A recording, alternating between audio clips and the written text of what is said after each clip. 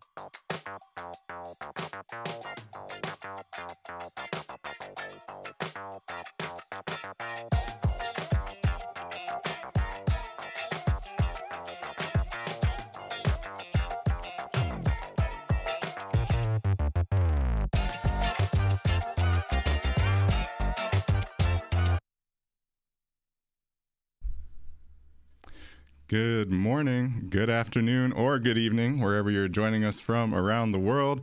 Welcome to Web3 Warriors, episode 85, featuring Creatress, an amazing VR performance artist and 3D sculptor, or Sculptress as she goes by. Welcome, Creatress. How are you doing today? Hey, David, I'm doing great. Thank you so much for having me. Yeah, Sculptress. That's it, Sculptress. I got to get that right. Thanks for joining. I'm really interested in hearing your story and being able to talk to you. I always think back to one of my first, actually, it was my first time in New York City, and I was there for NFT.NYC, and I went to this really dope event at a nightclub in New York. It was all about NFTs, and who else is on the stage but Creatress, dancing in VR and creating some amazing artwork live for everyone to see. It was a very phygital experience. experience. So maybe we'll talk a little bit about that and some of your other performance art that you do in VR. But it was really something to behold, and a cool concept for, everyone else is just partying, dancing like any other, bar night. And here you're there doing your performance art, and it's just like adds a whole other kind of vibe to it. So that was really cool. So needless to say, today on Web3 Warriors, we're going to be talking about virtual reality and really XR, which is extended reality, and how the digital world is impacting the real world, and also how that impacts Web3 and how blockchain and cryptocurrency is really bringing real world value into the digital world. And so we've talked about XR in a lot of different ways on this show before, but today we're going to be looking at it really in the artistic lens specifically, and from the angle of performance art, which is a little bit new for sure. So welcome everyone to the Web3 Warriors. I'm David Karoma, your host. I go by Chrome in the metaverse, and thank you for joining us. If you are here on the live stream, definitely take the opportunity to join the conversation if you have any questions at all. We always like to encourage any participation from anyone in the chat. And if you do have any thought-provoking questions, we do have a potential NFT giveaway for the best questions. So keep those in mind. But with all that, really looking forward to talk about virtual reality and how it's really impacting the space, and also I would say leading the conversation around adoption, because there's a lot of misinformation and a lot of competing ideas about what are we aiming for, right? Are we aiming for quote unquote mass adoption? Are we aiming to just create like a cool counterculture that is fun and engaging and artistic and creative, and eventually other people will just kind of hop on and join us? So that's part of the conversation here as well. So with all of that, I want to welcome Creatress. Really excited to talk VR with you. But maybe before we dive into that, if you could share a little bit about your background and maybe what brought you to Web3 and NFTs, I'd love to hear that first. And thank you again for joining. Yeah, thank you so much. Thank you so much for having me. So a little background, I guess. I'm a multidisciplinary artist, which really just means I love many art forms, many mediums. So VR performance and 3D sculpting in VR is just like my main focus right now. It's what I really love. But I have a background in all types of art, oil painting, watercolor painting. I just did a watercolor painting class yesterday. Glass blowing, jewelry, fashion. So like I'm wearing some of my 3D art on my clothes right now, actually. Nice. But we'll talk about that later. So yeah, I just, Creatress, I think defines me at my core. I'd like to create in whatever medium I can really get my hands on and whatever I'm excited about. So yeah, I went to art school, originally from Mexico, currently based in Maui.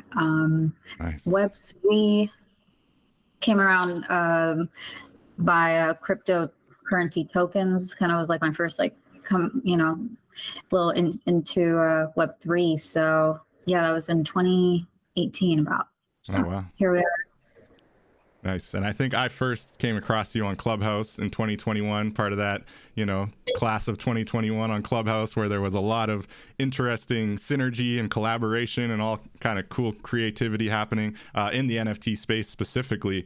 But what made you think to like incorporate VR? Like when you first started looking at, the concept of NFTs and being able to put art on the blockchain, was it VR from the beginning? Like, have you always been interested in virtual reality, and this just kind of like was a new opportunity to do something there? Yeah, I mean, 2021, January 2021, I have just Clubhouse, right? January 4th, 2021 is like my Clubhouse birthday. And I know this because Clubhouse makes it part of your like profile. It's at the bottom of your profile. Right. It's something I think most apps have started doing. Like Twitter has it right there. Joined March 2018, I think was for Twitter. Anyway, I mentioned the date because in December for Christmas, I got the Oculus. So I got the Oculus in December 2020. The next month, I joined Clubhouse and learned about NFTs. And so it was just like what I was creating and the medium of art that I was interested in at that very time when I decided to mint an NFT was 3D VR art. That's But really it, cool. I have since done other NFTs. Like I did an NFT of a sculpture, a glass sculpture that I made. And so, I've kind of dabbled in other Nice. So you're things. still dabbling. You're not exclusive to the VR artwork necessarily.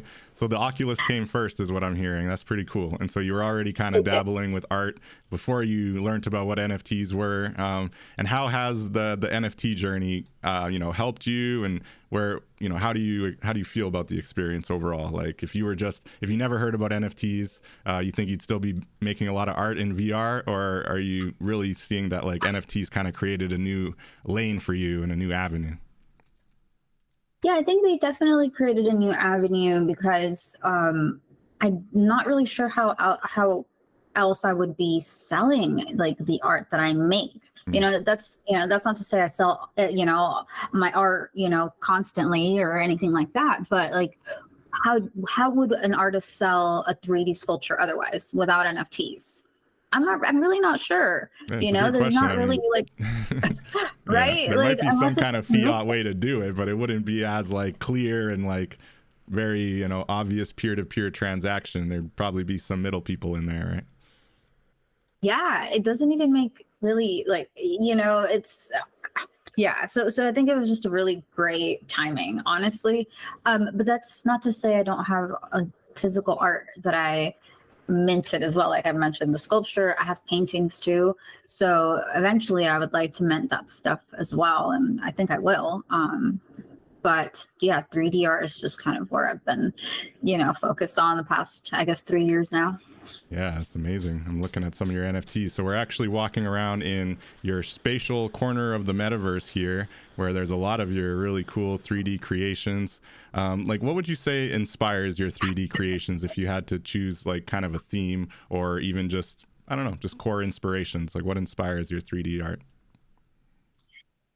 Theme, definitely a theme.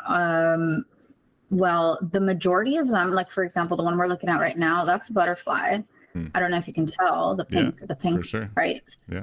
A lot of, and that one is a very like obvious butterfly, right? But the other ones you're looking at in the other room, Hmm. like those are all butterflies too, but Okay. they're extrasolar butterflies. So like other exoplanets, right? Planets in other solar systems. Nice, nice. So Alien it's butterflies, what you're saying. space, I guess. Exactly. Alien butterflies, literally, right? I call it extrasolar, but like if you really like think about it for a second, and what I'm really saying is like alien extraterrestrial butterflies.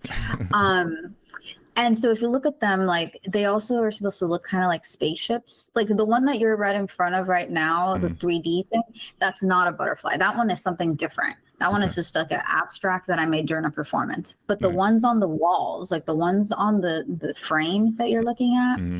um, those are all extrasolar butterflies, different from different planets.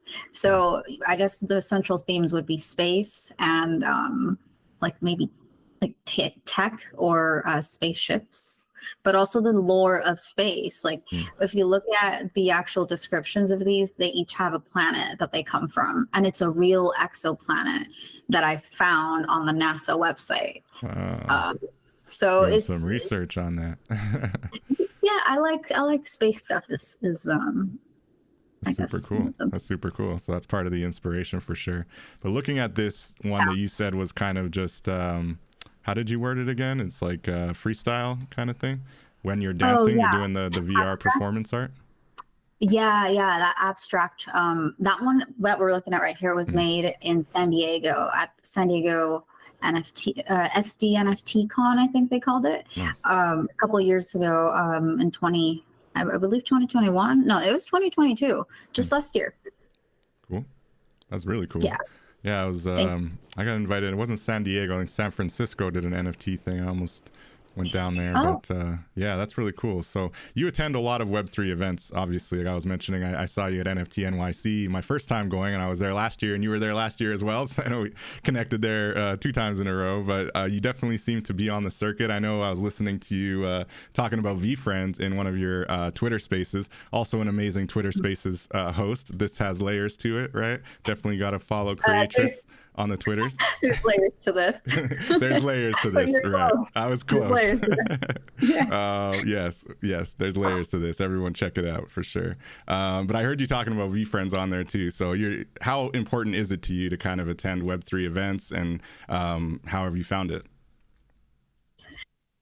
Yes, super, super important for me to attend these events. I think when you are in person, people can know you so much more than they can know you online. Although online is getting better and better, especially with tools like Twitter Spaces and like we had Clubhouse. It's grandpa, and yeah, Sad that it's I don't know. grandpa when it's the younger app, but yeah. Right.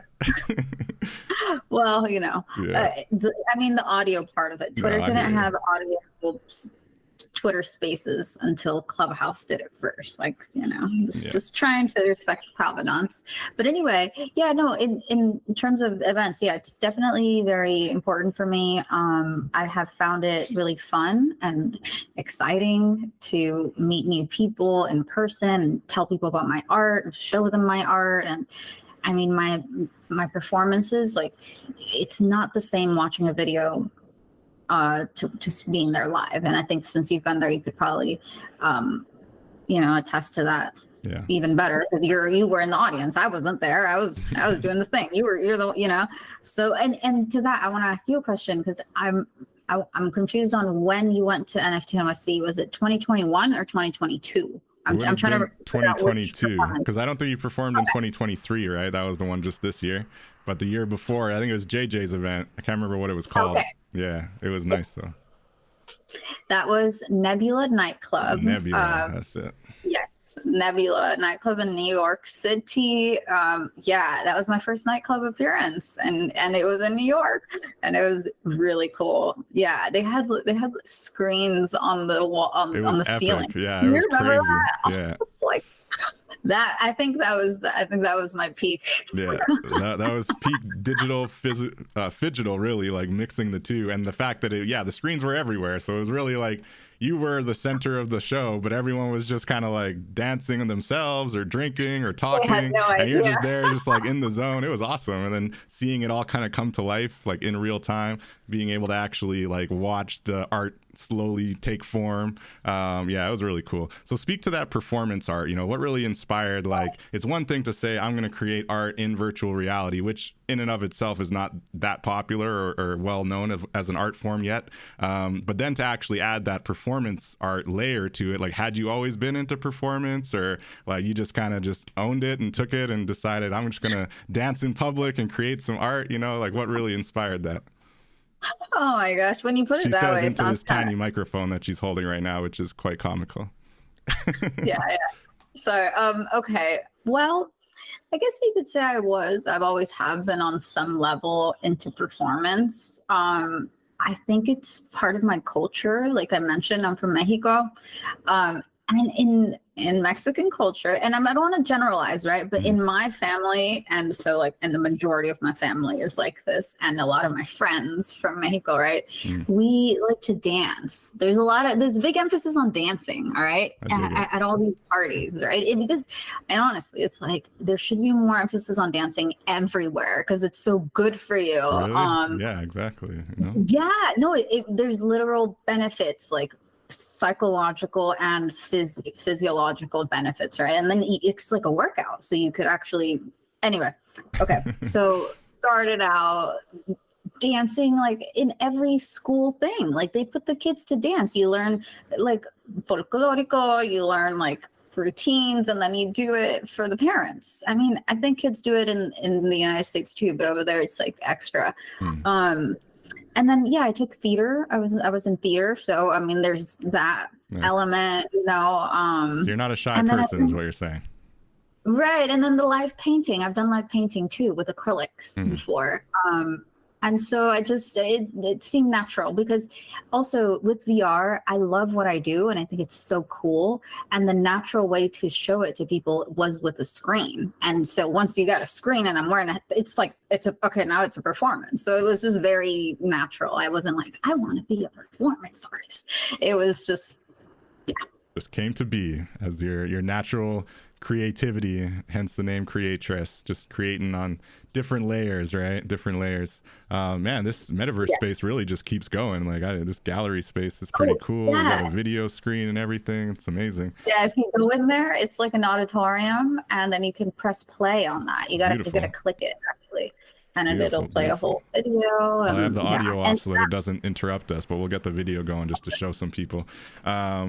Yeah, I was going to ask, when it comes to the performance art, do you always mint it every time, or do you have like a kind of like quality metric that you use? Like if I love it, then I'll mint it, or like, is it minted for the sake of provenance? Like I was at this place performing on this day, so I'm going to mint this no matter what, kind of thing. How do you, tackle that kind of conversation around minting the artwork that you create there? It's a great question. I have not minted every single one, but now that you say like, oh, mint it for provenance, I'm like, oh God, I should have done it. But I know, well, here's the thing. Minting costs money. It costs gas. Well, unless you do it on certain chains. And sure, I could mint them on other chains, I guess, just to have the provenance. But then there's that whole thing where artists don't really want to mint on multiple chains. Like you don't want to mint the same art on multiple chains. Although now I'm kind of starting to think maybe you can. Some people seem to be getting away with it. I still think it's a bit of a faux pas personally. I think like in music I can see it, but when it comes to like actual art, like I feel like you want to, I don't know, to each their own, I guess. There's no hard line rules, right? What if the chain goes down? Yeah. I mean, I like to think when it comes to Ethereum, that's not likely, but not Ethereum. Yeah. Exactly. But then it costs a lot. It costs money. Yeah. It costs the most to mint on Ethereum. So that's I don't know. All right, we're going to go into that because that's I feel like we could talk about that for a while. Yeah. Well, it's a good topic in this conversation because really, that is a huge factor when looking at kind of the creator economy side of things, right? And how easy it is to mint your NFTs. But then the other piece of that, like you said, it's a huge conversation, is around layer twos, right? Because that's how they, at least in the Ethereum realm, have now solved for high gas fees, is by creating these new layer twos, whether it's Polygon, Optimism. I can't even remember. There's quite a few of them out there now. But but the argument is those may fail one day, whereas Ethereum is sufficiently decentralized, sufficiently on its massive network that and Bitcoin seem like the two that are pretty much like not going to fail. So that's the advantage. And now we have some people trying to make NFTs on Bitcoin, which is a whole other conversation. Yeah. I want to make NFTs on Bitcoin, but actually I lied. Minting on ETH is not the most expensive. Minting on Bitcoin is the most expensive, and that is why I haven't made an ordinal yet or minted my art there, because I'm like, I don't know. You kind of need like some angel BTC investor to be like, I really think you should have an ordinal. Here's some Bitcoin for you. So and I'm open to that. Yeah. I'm open to that. If anybody listening wants to be a Bitcoin angel and help me mint some stuff, I'm here for it. There you go. I got plenty of art. Let's do it. That's it. It would be dope. Get some VR art on the Bitcoin blockchain. Awesome. That's really cool. When looking at those different blockchains, it sounds like you're kind of partial to Ethereum. Have you been experiencing, Solana or Tezos or any other kind of competitors at all? Or are you really minting all your NFTs on Ethereum for now, for the most part? Yeah, I'd say mainly Ethereum, but I have tried other chains. Pretty early on, I minted on a BNB chain, which was a Binance coin chain. And that platform I don't think is really around anymore, but they gave me coins to mint on their platform, which I thought was really cool, because otherwise I wouldn't be able to do it. And so I did that early on. I've minted on Polygon. I have a few things on Polygon. And Tezos, and I'm sure there's others that I'm forgetting right now, but yeah, I've minted on a good amount of platforms, but I find that it's kind of difficult. The more spread out you are, the more it's like, okay, I've got this here and I've got this here, and then the marketing and promotion gets a little, so that's a good point. Speak to that, because I think there's a good marketing reason to try to build in one community, as opposed to maybe trying to be, stretched too thin, arguably, right? And then not really putting in the effort just on one. But the flip side, many people see that there's value in different kinds of communities on different chains. So maybe you market differently depending on where you minted. But to your point, that's a lot, right? So how have you found that? And are you finding that the Ethereum community is kind of the most welcoming and supportive? Or yeah, how are you feeling about that conversation when it comes to marketing and the different blockchains? Yeah, it's tricky. I'm not really sure. I think Ethereum definitely has been the most receptive audience so far, and I guess supportive. But Tezos, people are also really welcoming. They're really nice, and so it's hard to say like, oh, these people are more supportive than you know. But the majority of the people that I interact with, I'd say, are using Ethereum more than Tezos for sure. Or Okay. any other chain. A Solana, I don't even have a Solana wallet. I'm ashamed to say, but Yeah, it's been pumping a little bit lately, not financial advice, but I've always liked Solana from a gaming standpoint, because it does kind of solve that whole gas fee situation. That's their argument. But the flip side, the network obviously not quite as durable and, decentralized as Ethereum is. But overall, I think their NFT community is pretty active, and it's a good one to look at for sure. I would recommend at least, but I know not everyone feels the same way about Solana. But yeah, Phantom is the wallet. It's worth checking out for sure. Awesome. okay. I'll keep that in mind. Thanks. No problem. Just thinking out loud. What do you think about the NFT space right now? Like, how do you feel about kind of the way things are going? And do you think that we're ever going to kind of see the kind of insane speculation and just like real energy that we had, 2021 into 2022 before the FTX and everything fell off a cliff? But how are you feeling about the space? Maybe that's just my reading of the space. Maybe it's not that bad for you. I don't know. No, it's been pretty bad I feel like they said it was like a 19-month bear market. Right. That we are kind of coming out of, maybe. Hopefully. We're still not sure. Yeah. I'm not sure yet, because we are going into Christmas time, and usually people pull, from there to buy holiday things, go on holiday vacation. I don't know, but we're not. Might get a Christmas dip. Let's see. Get a holiday dip. That'd be nice. I think most years there is a holiday dip, but anyway, we're not speculating. No. I don't know anything. I think I forgot the question. I'm sorry. Just the NFT space right now. How do you feel about it and where it's kind of going? Optimistic, pessimistic? I try not to get too optimistic about it, because just when I get optimistic and I tell my partner, hey, oh my gosh, look, NFTs are up. And it's like next day, it's like, oh, this thing happened.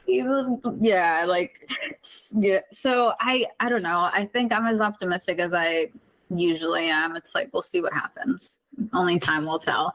But NFTs in particular, I have seen a slowdown in sales, and I think people just are kind of still trying to make their way out of that bear market that we've been in for so long. That people are buying NFTs is just not as much. And even me specifically, I collect as well, and I haven't really collected much lately. I think I collected maybe one thing per month the past, I don't know, 6 months or so. Yeah, I have a problem when it comes to collecting art on the blockchain. I'm not going to lie. But overall, I think that it's also an interesting. Yeah, I mean, that's it's a good cool. problem for the artists. No, exactly, right? It's good for the artists, right? We got to be out here, and I know I'm not the only one. Shout out to all the art collectors out there buying art on the blockchain. It's interesting times, and honestly, there's some projects from back in 2021 that I was in love with that are just like their floor is way down, so I'm just looking and buying here and there. Shout out to the crypto rastas and the afro droids. But yeah, it's like I find it an interesting time as somebody who's not speculating and really don't care whether it goes to the moon or doesn't, or wherever the price floor kind of goes. I'm more interested in the actual collection. Those two I just mentioned have genuine communities that are excited about what's in the future. You know, like Crypto Rasta's got cool merch. They got like a whole music Rasta reggae kind of vibe going there. So that's like a really cool culture and community. And then on the Afro Droids, they're actually trying to pull together like a movie and TV show and all of this right now. So that's really interesting. I know you mentioned the V Friends, or you're a big supporter of the V Friends. I saw some pictures of you and Gary V. How are you feeling about the V Friends, or how are you feeling about like those kind of PFP collections that are still around and actually trying to give back value to their communities? You know, how do you see that evolving? Well, yeah, the V Friends, I've been following them since like before the mint. And I didn't mint one the first go round. There's been 2 series, right? There's the series 1, which was the original collection that he put out, and those were like, oh, what happened? What happened to me? Sorry. Okay, I'm still there. Okay, you can still hear me. Good. It wasn't. All right. Yeah. So I've been following Gary V for a long time. For anyone who doesn't know, he's the creator of V Friends. And so I knew from the beginning that he was going to do the NFT project, and he was like, you guys got to get in it. Like, this is going to be huge. Like, and I remember just watching and being like, it was like, I want to say they went for like 1 ETH or something crazy like that. Yeah, it was insane. Like, I like Gary V too, but I was like, nah, there's no way I'm even remotely interested in that. No, I knew I wasn't going to be able to afford it, so I just watched. And then he dropped another collection. I was able to get in on that one, and it was like significantly less. I think it's still a good amount. It's like 0.3 ETH, which is, you know, it was a good amount. But anyway, yeah, they've been super supportive. You know, he has put on VCon like he promised. Like, he has really delivered a lot. And so I went to VCon 1, VCon 2, probably be at VCon 3. Oh, yeah, there we are. See, yeah, that's a photo that I took in the middle. Yeah. It was just his birthday yesterday, actually. Nice. And so those are just some photos that we've taken throughout the years. The first time I met him was at VCon on the left. In the middle, that's him at VCon last year when he was doing his keynote. And then you can see me like right there on the corner, because that's a Instagram dual camera story that I took. You know what I'm talking about. Looking nice in the cowboy hat. Yes, I like to wear my hat. And then right there was at a Scope event in Miami. And I forget who took this photo. I think it was my friend Valerie, actually, took this candid photo of us. But yeah. Nice. Yeah, I was at Scope in Miami last year. It's pretty amazing. Wait, so you were there at this event? Oh wait, I don't think I saw Gary V there. It's probably just bad timing, but I did attend Scope for a day. Okay. Yeah. Okay. Yeah, he had a Vayner, his company Vayner did a whole activation there at Scope on one of the nights. And so they had like a private event for a little while. And then later on at night, they had another like bigger private event. This one here was like for a women's meetup specifically, that we were there. Ooh, cool. Yeah, no, I'm a big fan of Gary V. I like the kind of hustle mentality as far as content, and like the idea that there is so much value in being able to push your content and actually create content on social media. Of course, it's not for everyone, and you know, I think there are a lot of considerations to take into account. But definitely, he's a great motivational speaker and a real one. You know, you could tell he really wanted V Friends to be what he said it was going to be, and he's made the effort to make it kind of come to fruition.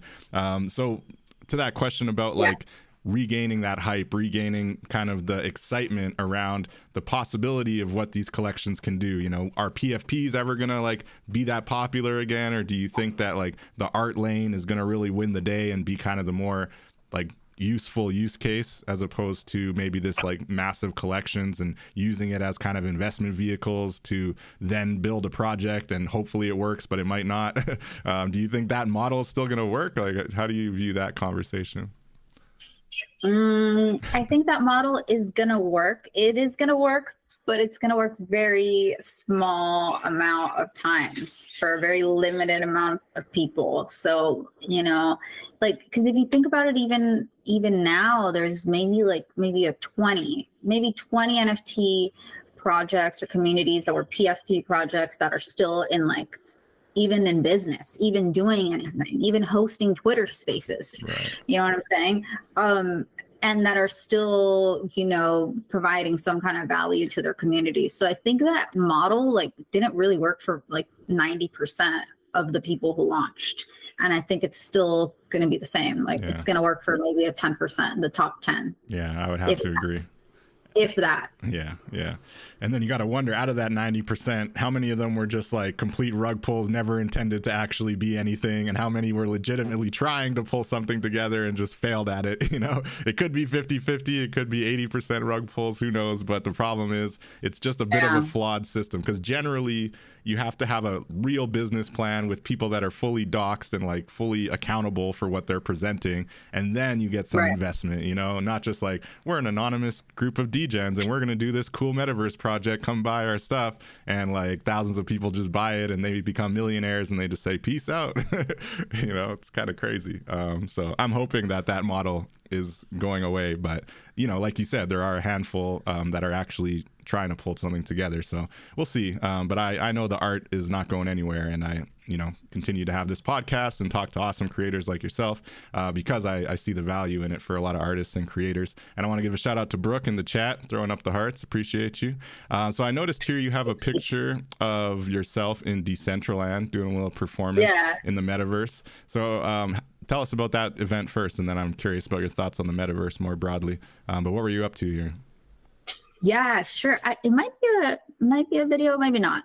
I forget. I placed, no, it's a photo. I think you're right. Picture, yeah, I basically, that was a performance in Decentraland. The first time I was there. And what you're looking at is a photo of me on like the screen behind the DJ booth of what is a club in Decentraland. Okay, so somebody built a club in Decentraland, and I basically was like the DJ, because I mean I kind of was the DJ, because I curate the music that I'm performing to, right? So it's all my music. Oh, there you go. You know, low key, very lo-fi DJ. But anyway, so yeah, that's what you're looking at, and essentially you can see me in mixed reality. So this is a mixed reality performance, which is a little different than a VR performance, because here I'm like superimposed, and behind me is what I'm looking at. So it's like, so how do you do that? Magic. How do I do that? Yeah, how do you get it to be mixed like that in one camera? I used my phone, actually. My phone was able to do that with the Oculus app. And so with the Oculus app, you're able to like Bluetooth sync it with your headset. So, okay, first of all, okay, if you have a VR headset, an Oculus, you can have a Meta Quest app, right? That goes with it. And you can cast from your headset to the app. So someone could be holding your phone and they could see what you're looking at in your headset. Okay, that's the first part, all right? Then there's a way to actually record in mixed reality mode there on the app. And so that's basically what I did. It takes a lot of fiddling to get it to work, actually. So I don't do it as much as I should. But yeah, that's what that is. It's like mixed reality pass-through mode. And it's all in the Oculus. Did it need like another camera besides the phone to like show you in front of it? That's just really cool. It's all on my I've never phone. heard of this before. I know. It's actually a super underrated feature. Just my phone, literally. Like I had my phone pointed at me, and so it does kind of an auto green screen thing where it just like captures you and puts the rest of it out of. Oh, that's really awesome. Yeah. Exactly, and it somehow knows where you are because it's like it's connected to the headset, which is casting to it. It's so like technically cool, and it's like beyond how I could even explain it. Like I don't you just explained it pretty good. Yeah, I was able to and then live streaming it too, right? Because you would have had to live stream it out to what, like Twitch or YouTube, and then they capture it and play it in Decentraland. See how to go and ask. Amazing. Yeah. It's actually okay, this was not a true live stream, I gotta say. Okay, this is like when you ask like a magician how he did his trick. Getting the sausage making ingredients here. I haven't told this to anybody outside of my household, but yeah, it was a pre-recorded, because that's the only way to do it. Because like, how am I gonna live stream that mixed reality capturing that's going on from my phone to anywhere? Like that just seems like that would be above the capabilities of the phone. That would be next level, and the phone might crap out on that. It might not quite hold up very well trying to live stream that. Yeah. Although now that I think about it, okay, I know how I could do it. I could do that, and while I could have another phone like stationed in front of my phone screen and like live streaming my phone screen. But that would be the only way, and it wouldn't. It would probably not. Right? Okay. Yeah, Exactly. no, that I don't think that would pan out as well as it could, in theory. That's really cool. That's quite the integration, quite the activation in the metaverse. So looking at the metaverse conversation, is this something that you've done multiple times? Is it something you're kind of really interested in, as far as, you know, doing more events in the metaverse and actually being able to kind of blend your VR art, performance art with the metaverse? Is it, Yeah, I've done it just a couple times. I do want to show you. Wait, before you leave. Okay. If you can just zoom in on this on the sculpture, because that sculpture is what I was making in the photo of in Decentraland. Nice. So that's why that is right there. That's why I put the photo right there next to that thing, because that. Did you mint this one? Different. Huh? Did you mint this one? I think I did. I think I might have. Yeah, I could be wrong, but I think it is minted. And if not, I minted at least one of them. So I did 2 performances in Decentraland, and I minted one. Yeah, that was called BPM. I believe I did mint that. Yeah. Cool. And then the other one, I don't think I've minted. And back to that, like I just haven't minted every single one because A, the marketing, B, the Ethereum required. Gas fees, yeah. I hear you. And for stuff like that, for the provenance, it is good to put it on a layer 1, you know, to put it on Ethereum. It could be worth the gas. You got to wait till like the middle of the night in Eastern time. That's when the gas is the lowest, I think.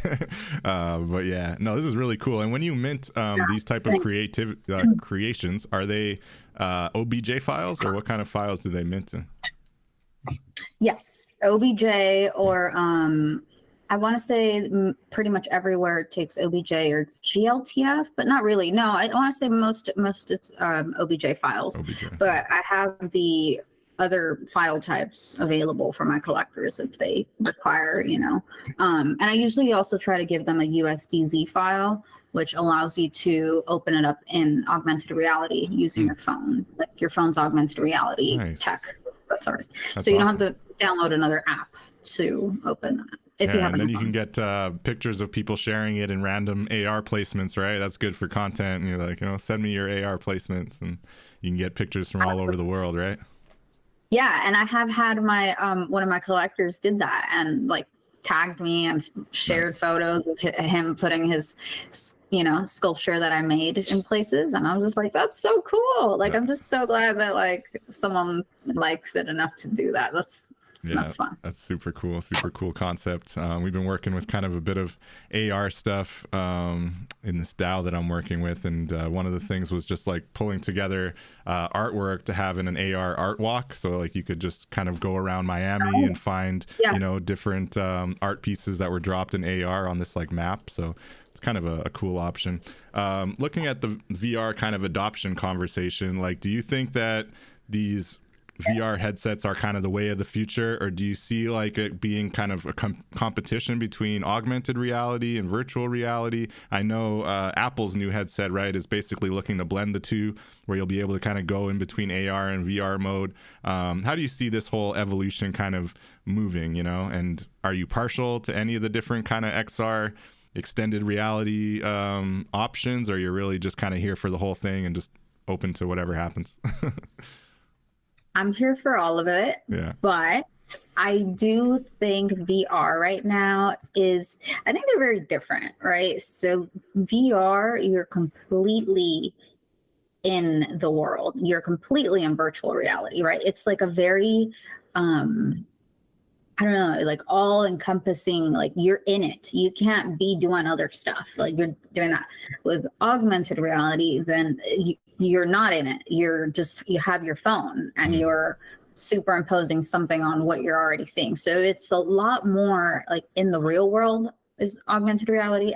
VR is more of like a solo thing for most people. So I think augmented reality just has that advantage that you can share it with people and that you're not doing it like by yourself necessarily.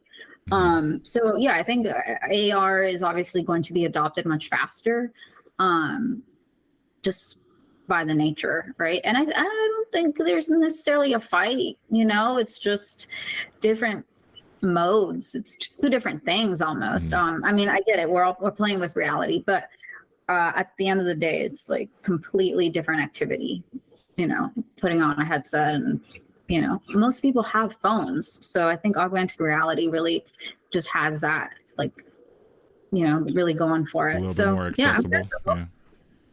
Yeah, I'm making art that can be viewed in augmented reality and in virtual reality. So I'm covering my bases. You're here for it all, for sure. And I agree with what you're saying as far as VR. It's definitely more immersive, right?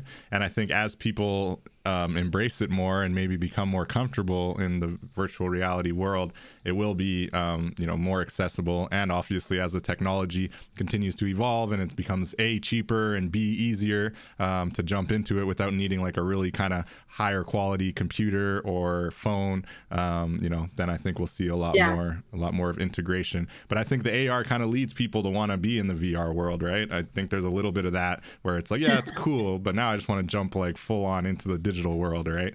That's a good point. It's like a gateway. It's like the gateway to. I know. They're related, right? It's all connected. So what's the NFT scene like in Hawaii? You said you're in Maui, so we love to hear perspectives from the different global perspectives around the world. And I know some have active communities, some have no community at all. Where I'm at here, I feel like I'm one of like 5 people who know what NFTs are in this city. So what's it like out in Maui and Hawaii? Yeah, I think I'm kind of that one or two people here that collects NFTs or makes NFTs. I do know there's an artist named Kelly. I don't know her last name, but she's really good, and she was showing at Nolcha in NYC this year in the same event that I did, and she does really cool underwater photography. Oh, wow. Look her up, Kelly Maui underwater photography. Kelly Maui. You'll probably find her. Nice. I actually feel like I might have seen her on Twitter. You probably have. I bet you follow her. Okay. But so she, she's around, but she's on the other side of the island, so I don't really get to hang out with her. Not much. In Maui. She's in Maui, but just on the other side. Okay, other side of Maui. I don't know the geography of Hawaii clearly. Yeah, it's even if you're on the same island, the island's so big. It's like I'd have to drive maybe 3-4 hours to see her. Okay. So, it's a bit of a trek, and here the road is like one lane each way. Literally, you're like going around to the perimeter of the island. So it's not like the easiest drive. But anyway, so yeah, I know her. I know there's at least one or two other people that I know. There's one VR artist that lives in Maui as well, in Makawao. But I don't think he does NFTs. So yeah, we really need help out here. And if anyone is listening and you're in Maui and you're into this sort of thing, hit me up. Yeah. Are you looking at doing anything local? I've got a few people. Shout out to TP. She's one of the few Manitobans I know from the NFT space. And, we're looking at doing something local to the point that I was saying there's not many people wanting to, create NFTs or know about NFTs where I'm at. Maybe you got to take the initiative, connect with Kelly, create some like Maui-based NFT group, and just push it forward. Yeah, I have thought about that. I just don't know if there's like enough real interest from the community. Like, I think most people, and I know most people like to go outside. Like the most social place, the place where I hang out with friends the most is at the beach. It's like people go to the beach. It's Hawaii, right? I think that's what everyone thinks about when they think about Hawaii. It's such a cliche, but it's literally what people do. So if you go do anything, like, it's probably not going to be go somewhere, hang out, talk about blockchain and NFTs. Like, you just gotta merge the beach with the NFTs. There's a way. Yeah, I'm open to it. I did think it would be cool to do like some kind of like retreat for like Web3 people. I think that'd be kind of cool, which is not the same thing as what you're saying, like Yeah, start no, doing that would meetups. still be cool though, and it would bring some, good opportunity and good perspectives to Hawaii, and maybe that would get other people excited locally. If they see a lot of people coming to Hawaii for a Web3 conference, that could do it for sure. Who knows? I don't know, but I'm open to it. And if anyone wants to start a group, let me know. Nice. Let's go. Let's hear about it. I want to hear about the cool Maui-based NFT group that's starting. I look forward to hearing about that. I'll let you know. Yeah, keep me posted. I'm kind of mesmerized by this interesting pyramid piece you got here in the metaverse. Looks like it's merging some Chichen Itza vibes, kind of, and butterfly and people in traditional dress. You want to give me a little bit of background on that? It's pretty cool.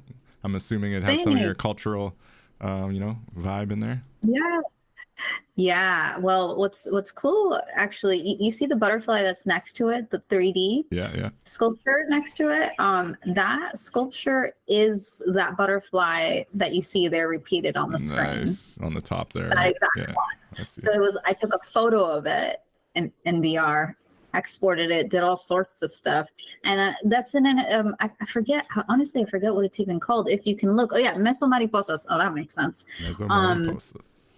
That was my first like AI artwork that I minted, actually. Nice. And I think I was minted on mint gold dust, and I think that was like through a curation with Searchlight, if I'm not wrong. It's been a while. Doesn't want to load, apparently.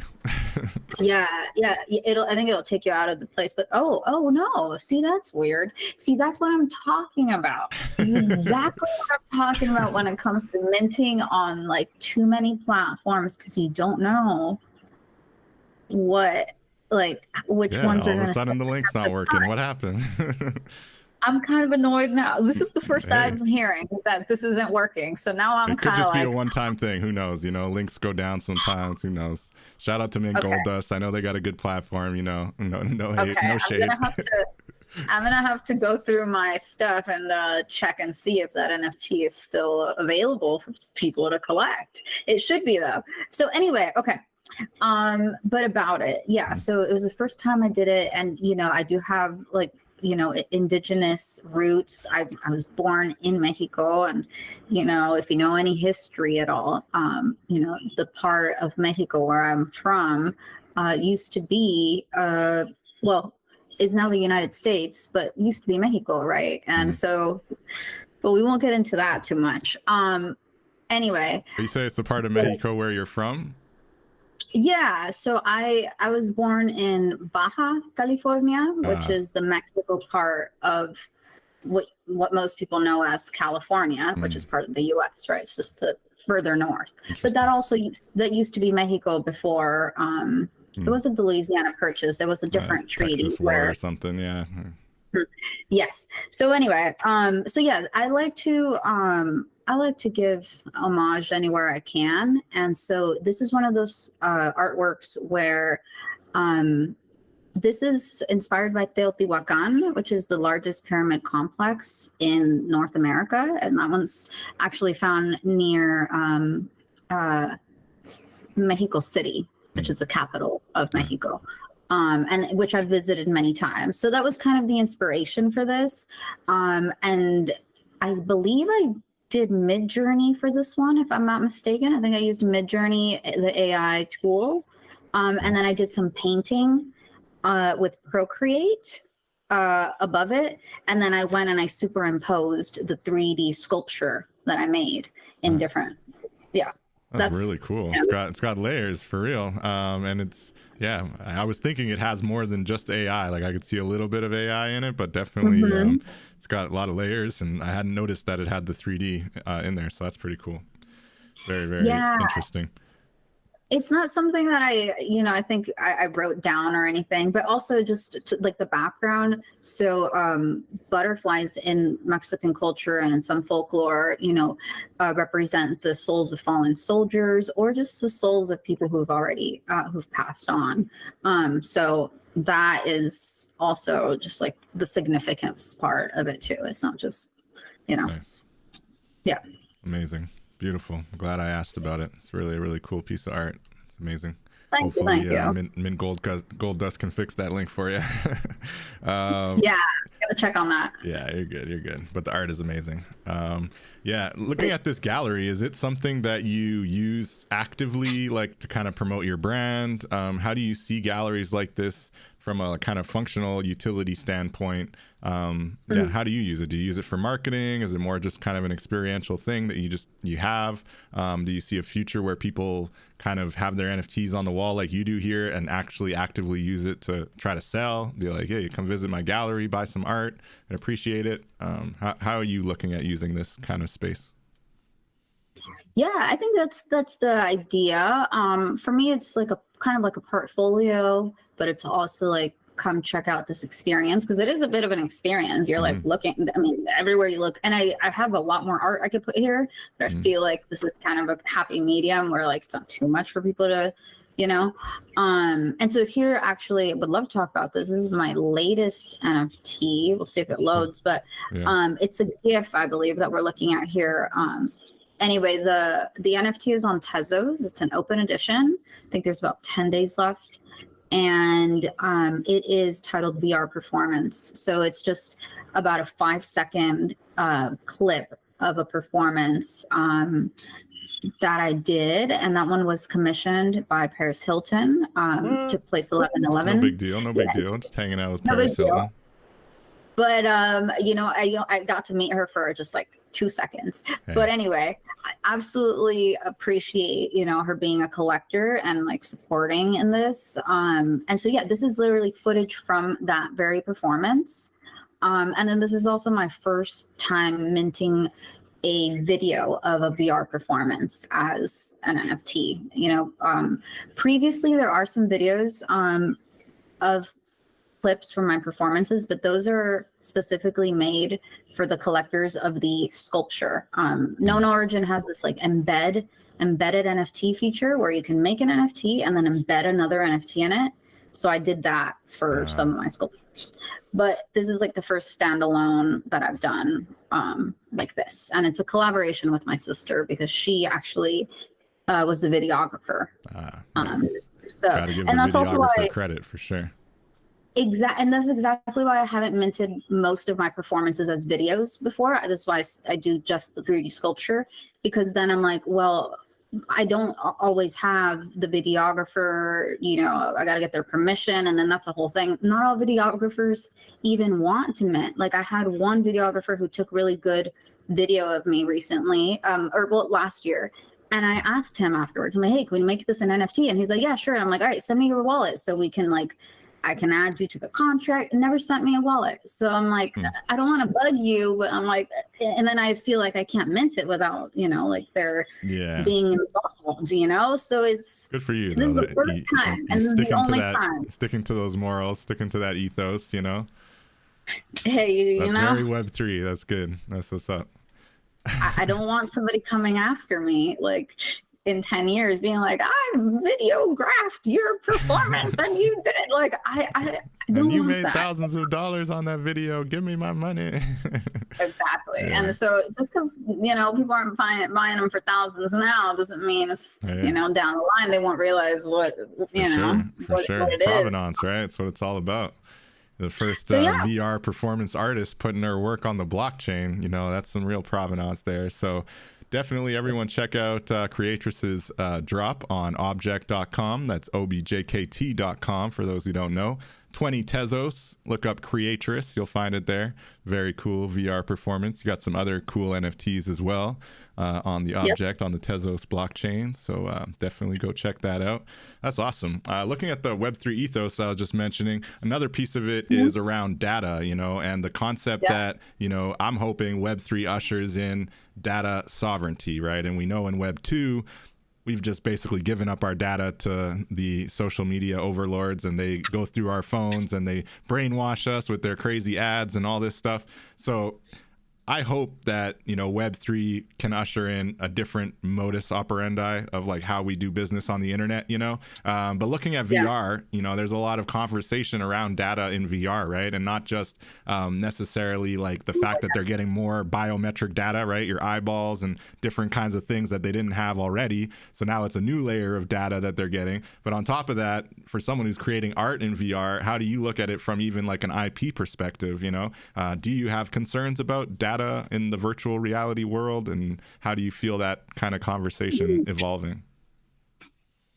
Yeah, I absolutely, because it's something that I feel like it's one of those things that I can't really control, so I don't think about it too much. But yeah, I mean, absolutely, especially with the new headset, the Meta Quest Pro that I have, and like shout out to Meta because they gave that to me when I did the performance for Paris Hilton. They were actually sponsors at that same event at the Innovation Summit, and so they reached out, you know, through her team to see if I wanted it.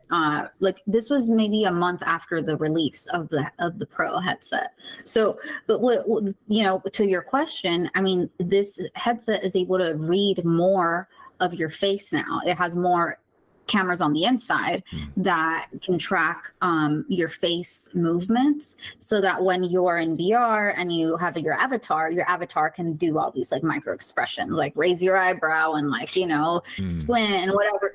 But that means obviously that they're getting all that data in real time immediately, like, you know, and what are they going to use that for? I mean, probably to make their games better, and by better probably means, I don't know, better for them, because that's usually how that works. Yeah. So yeah, the implications are not good. They're not great. Definitely don't put it on young kids. I've definitely seen like, I don't know, 5, 4, 3-year-olds even with VR headsets. And I'm just like, I mean, I don't know if that's good.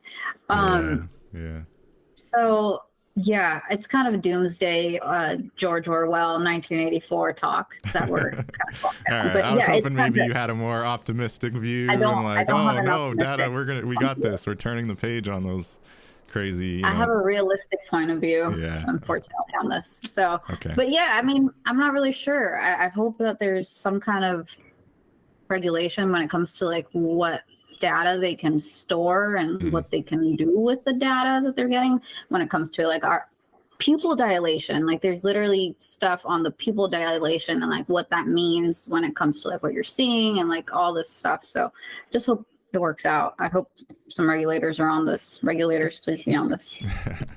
That's it. You know, those regulators, they can mess things up or they can make things better for us. So, you know, we hope there's smart ones taking some good measured approaches to these things so that we can get the right outcome for sure.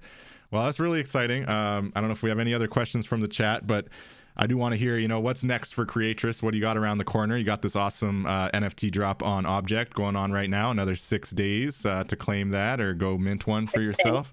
But what else do you have kind of on the go, and anything you want to share with us as far as creative initiatives or your awesome podcast or show that you got on X? Oh, what's right. What's new and exciting Well, for Creatress? that's always fun. I do have another mint that I'm going to be doing coming up soon on Rad, and it's gonna be like, this is just like a teaser, right? But like, and I haven't posted anything about it either, but it's gonna be like viewable in VR. It's gonna be a video actually, so it's gonna be another performance NFT. It's probably gonna be a little bit longer video. I don't know which one. It's probably gonna be the same, from the same performance, because that's the only videographer that I can get a hold of and, you know, give credit to and collaborate with. So, you know, thankfully there's a lot of footage from that performance. So yeah, I think that'll be next. But please, tune into our show. I have a show called There's Layers to This with my wonderful co-hosts Valerie V Dizzle 777 and Tyler Culbertson, and that one is about the different layers of the blockchain, the different layers in lasagna, the different layers of like our lives. And we talk about Web3 happenings, Web3 news. We also live stream and just talk about art, talk about Web3, talk about food. Food is a central topic as well.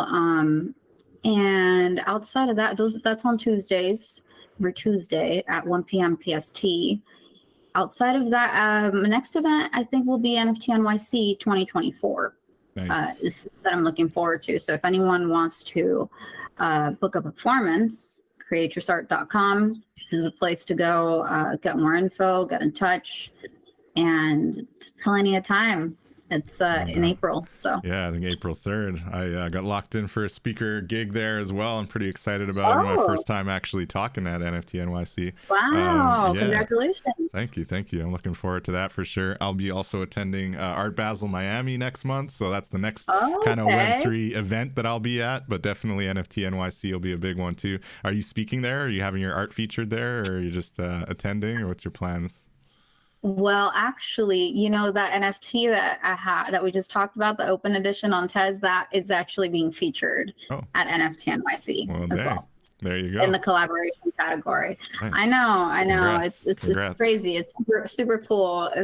For me, especially because it's a collaboration with my sister, you know, it's like, so, yeah, I haven't applied to speak, but I am going to. That's like on my to-do list. I want to do a panel for the VR Alliance. Now, for this is also, I should share the VR Alliance. If anyone wants to join, we have a Twitter group of VR artists, and we talk about all the latest VR art that we create, new VR tech. We talk about headset stuff, things like that. And so I want to do a panel where we talk about it, and we actually have a VR Alliance spatial gallery that we custom made in Gravity Sketch. So me and another artist got together in VR, sculpted a gallery, and then imported into spatial. And I should have showed you that. Yeah, actually, I should have dropped that link. You're gonna have to check that out. We'll have to go digging for it, or we'll just have to have you back on the show and we'll talk more about it. I'll come back and we could talk about it, and maybe I could get one of the other members of the VR Alliance. Yeah, that would be VR amazing. Honestly, I think out of all the kind of like angles of Web3, VR is definitely one of those areas that I'm still, you know, learning something new every time I talk to people who actually are active in VR, because I have been a little bit reluctant on that whole eyeball conversation we were having, and, you know, Meta's track record on data, I'm a little but, you know, I am going to eventually jump in with both feet, but definitely would love to have the VR group on there. VR Alliance is the first I've heard of them, so that would be a really cool interview, and I look forward to that. So I look forward to also connecting in NYC. That's really awesome. Any other IRL events you're doing before then? Not as of now, but stay tuned. I shouldn't say this out loud, but I mean, it's okay. Here's some alpha. I did hear from someone affiliated with CES, which is the Consumer Electronics Show, I believe is what it's called. It's like a huge expo in Vegas every year. Actually, here, let me pull it up. It's actually, that might not be the actual acronym, but I think it is. I went once, but it was about 10 years ago. And actually, I went there to represent a smartwatch company back then, before the Apple Watch came out. There was still competition.